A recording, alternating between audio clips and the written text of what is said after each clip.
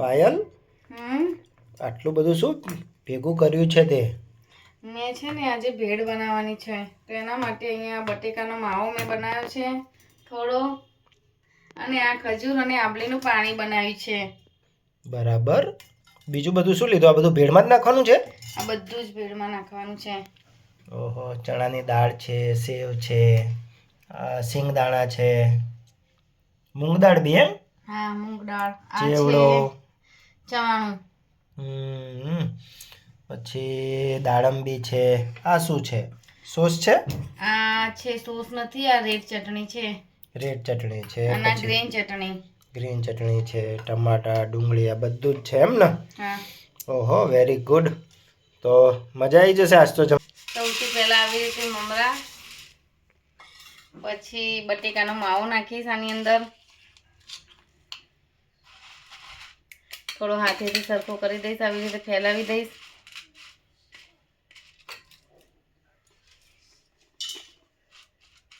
પછી ટામેટા થોડા નાખી દઈશ, થોડી ડુંગળી નાખી દઈશ, પછી જે આ ચવાણું છે ને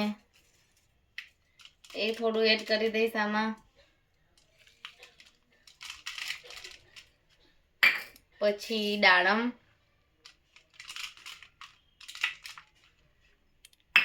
પછી ચણાની દાળ.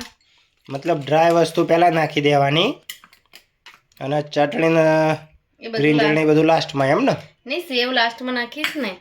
ઓકે, સેવ સિવાયનું બધું નાખી દેવાનું. પછી હવે ચટણીની વારી. ચટણી અહીંયા મેં ગ્રીન ચટણી લીધી છે અને રેડ ચટણી છે. આ જે ક્વોન્ટિટી વધારે જોઈએ ને એ પ્રમાણે નાખી શકે. છેલ્લે આંબલીનું આ પાણી, ખજૂર અને આંબલીનું એ જે પ્રમાણે જોઈએ એ પ્રમાણે એડ કરીશું. અને પછી લાસ્ટમાં પાછી થોડી ડુંગળી અને થોડા ટામેટા એડ કરીશું,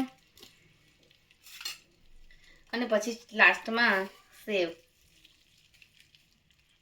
બરાબર, મસ્ત દેખાય છે લુકમાં તો. અરે વાહ, દેખાવમાં તો બહુ મસ્ત દેખાય છે રી. હા, ભેળ મસ્ત લાગે છે ને. હવે આ બધું મિક્સ કરીને ખાઈ લેવાનું એમ ને? હા, આમાં આંબલીનું અને ખજૂરનું જે પાણી છે એની ક્વોન્ટિટી તમે વધારે બી કરી શકો, જેવું તમારે ઢીલું જોઈતું હોય ને એ પ્રમાણે. અરે વાહ, મને તો જોઈને જ મોઢામાં પાણી આવી ગયું છે. હવે જોઈએ, ચલો ખાવાનું ઉતાવળ આવી છે હવે. હેડો, હું તો ખાવા બેસી જાઉં છું. તમારા લોકોને બી આવવું હોય તો આવી જાઓ. ચલો.